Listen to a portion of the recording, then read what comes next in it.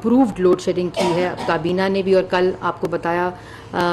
वज़ीर पावर ने भी, बिजली ने, कि किस तरह इसमें K3 का मंसूबा, लकी, सवा, भिक्की, मुजफ्फरगढ़ का मंसूबा, जो कि इन तमाम प्रोजेक्ट्स की प्लांट्स की जो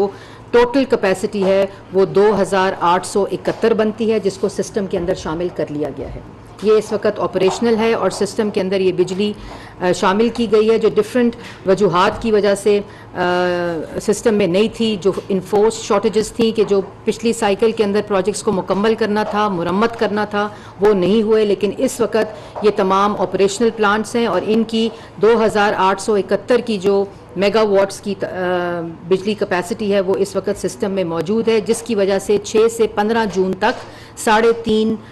घंटे लोड शेडिंग की जाएगी। उसके बाद 16 से 24 जून के अंदर अंदर साहिवाल का जो कोल बेस्ड प्रोजेक्ट है, जिसकी टोटल कैपेसिटी 600 मेगावाट की है, वो भी सिस्टम में शामिल कर ली जाएगी और दुरानिया लोड शेडिंग का इंशाल्लाह 3 घंटे हो जाएगा। उसके बाद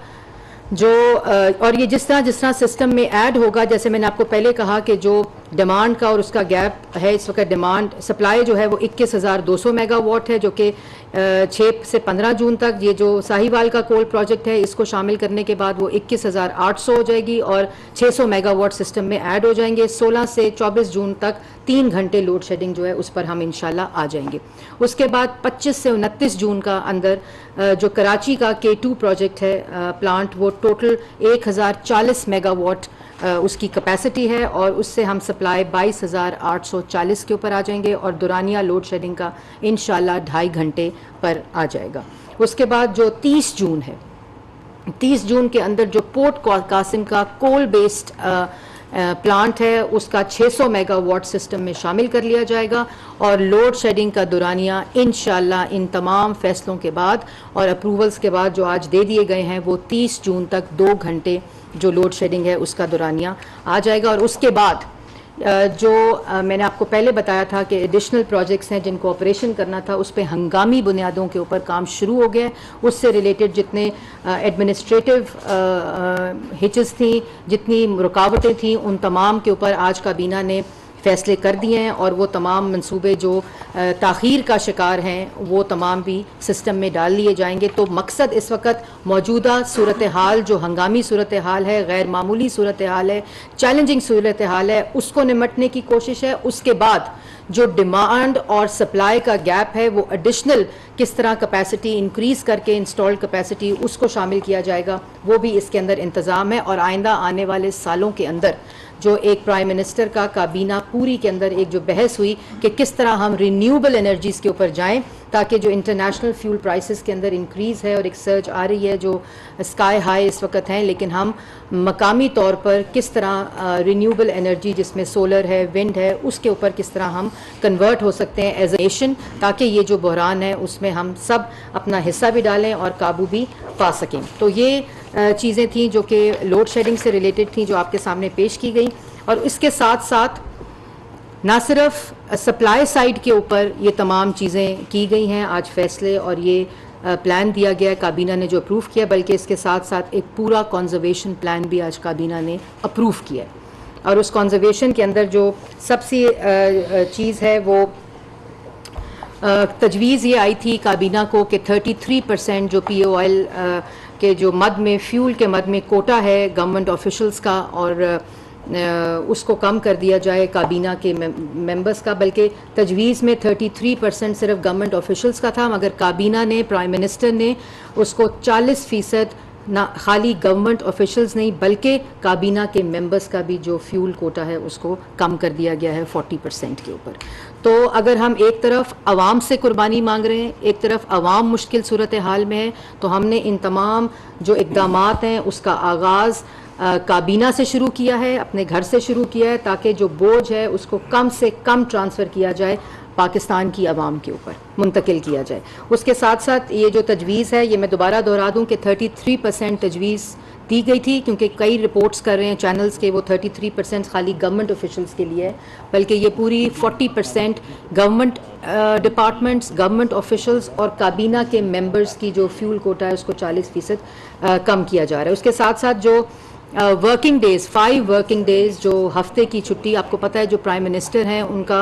आते ही जो सैटरडे की छुट्टी थी उसको ख़त्म किया गया था ताकि ज़्यादा से ज़्यादा काम किया जाए, ज़्यादा से ज़्यादा एफिशिएंसी सिस्टम में डाली जाए। लेकिन ये जो इस वक्त हालात हैं ये गैर मामूली हालात हैं, ये चैलेंजिंग टाइम्स हैं और इस वक्त जिस बहरान से हम गुज़र रहे हैं उस पर काबू पाने के लिए काबीना ने सैटरडे की छुट्टी को बहाल कर दिया है और उसका खाली उस एक दिन का जो इम्पैक्ट है वो 386 मिलियन डॉलर्स बनता है सालाना और उसका जो 77 अरब रुपए उसका इम्पैक्ट जो है वो इंपोर्ट बिल के ऊपर असर होगा, जिससे हम ये इसकी बचत कर सकेंगे। उसके साथ साथ जी जो स्ट्रीट लाइट्स हैं उसके ऊपर भी एक और इसमें जो वर्किंग डेज़ हैं उसके अंदर जो फ्राइडे है उसको वर्क फ्रॉम होम की तजवीज़ आई है और पावर मिनिस्ट्री की तरफ से, और उसके अंदर आपको पता है कि कोविड के अंदर भी इस किस्म के वर्क फ्रॉम होम का सूरत हाल था। लेकिन इस पे प्राइम मिनिस्टर ने एक कमेटी तश्कील दी है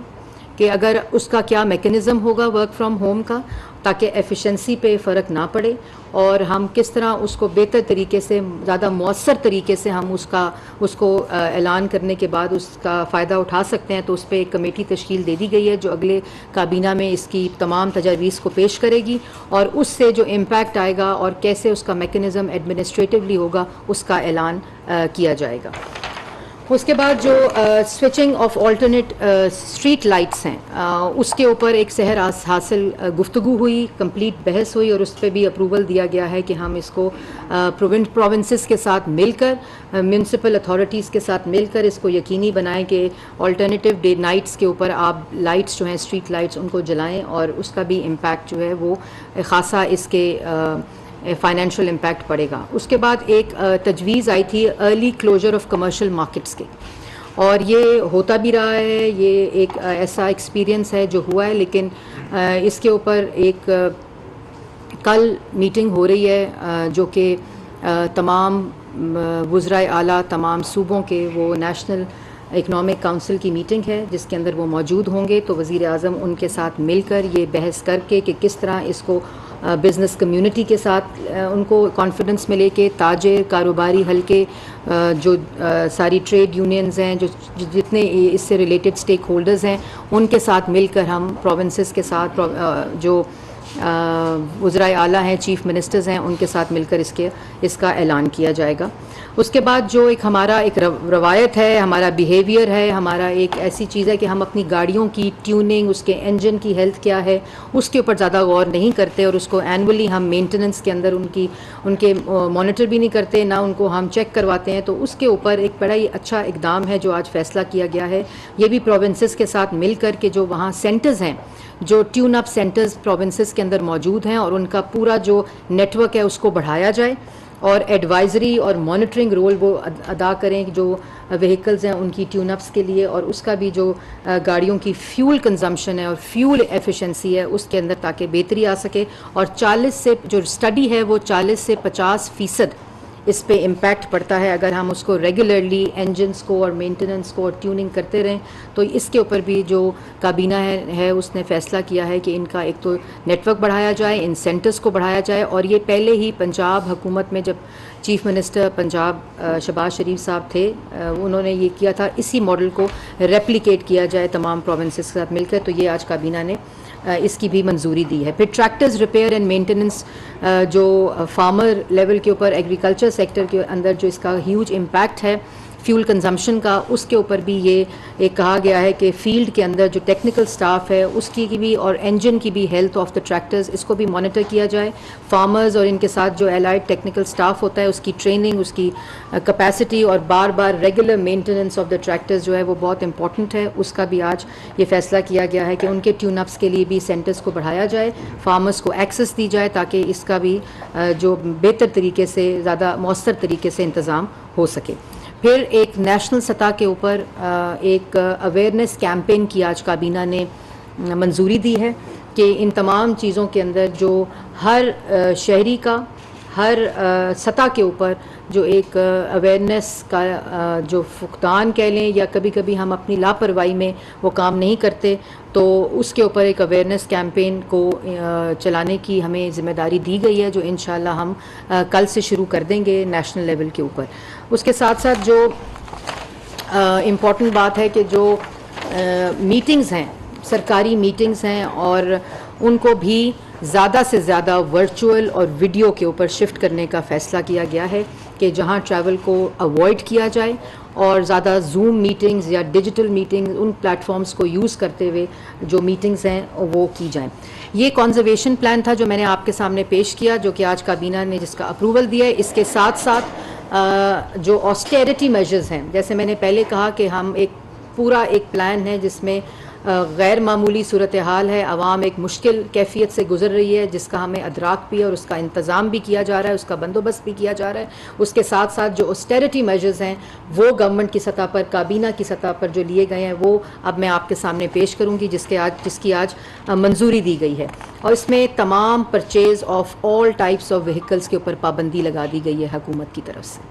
और उसके अंदर जो ऐसी व्हीकल्स हैं जो यूटिलिटी व्हीकल्स हैं, जिसके अंदर एम्बुलेंसेस हैं, स्कूल बसेस हैं, और जो एजुकेशनल इंस्टीट्यूशंस या सॉलिड वेस्ट मैनेजमेंट के लिए जो हम व्हीकल्स ट्रांसपोर्ट लेते हैं, उसको एग्जेम्प्ट करते हुए बाकी तमाम व्हीकल की जो प्रोक्योरमेंट है, परचेज़ है, उसके ऊपर करंट ईयर के अंदर कंप्लीट मुकम्मल पाबंदी लगा दी गई है। उसके साथ साथ जो ट्रीटमेंट अब्रॉड है बाय गवर्नमेंट ऑफिशल्स और काबीना, उसके ऊपर मुकम्मल बैन लगा दिया गया है, जो कि एक इम्पॉर्टेंट एलिमेंट है जो हमारे एक्सपेंस का है, और उसके ऊपर भी कंप्लीट मुकम्मल बैन है। परचेज़ ऑफ जितने ये दफातरी तनीज़ व आराइश की चीज़ें हैं, इन तमाम के ऊपर, जिसके अंदर फर्नीचर आता है, जिसके अंदर डिफरेंट इक्विपमेंट्स आते हैं, जिसकी मैं उसकी तफसील में आती हूँ, लेकिन तमाम फर्नीचर और तमाम ऐसी चीज़ों के ऊपर भी कंप्लीट बैन लगा दिया गया इसकी प्रोक्योरमेंट और परचेज़ के ऊपर। उसके साथ साथ जो ऑफिस के यूज़ की मशीनरी है, उसमें कुछ एग्जेम्पशंस के साथ साथ अगर आपने वो मशीनरी परचेज़ भी करनी है तो एक कमेटी तश्कील दी गई है जो इसको मॉनिटर करेगी, इसके ऑस्टेरिटी को, और वो इसके ऊपर अपनी रिपोर्ट भी देगी। उसके ऊपर भी कंप्लीट बैन लगा दिया गया है। जितने ऑफिशियल विजिट्स हैं अब्रॉड, गवर्नमेंट ऑफिशल्स की तरफ से, फंक्शनरीज की तरफ से और मिनिस्टर्स की तरफ से, उस पे भी मुकम्मल पाबंदी लगा दी गई है। सिर्फ वो जो कि ऑब्लिगेटरी विजिट्स हैं, सिर्फ उसकी इजाज़त दी जाएगी, और अगर इसके अलावा कोई बहुत ज़रूरी ऐसा बायलैटरल विज़िट है जिसको होना बहुत ज़रूरी है, जैसे मैंने पहले कहा ऑब्लिगेटरी विजिट्स हैं, उसके ऊपर भी कमेटी जो है वो फ़ैसला करेगी और उसके बाद उसकी इजाज़त दी जाएगी।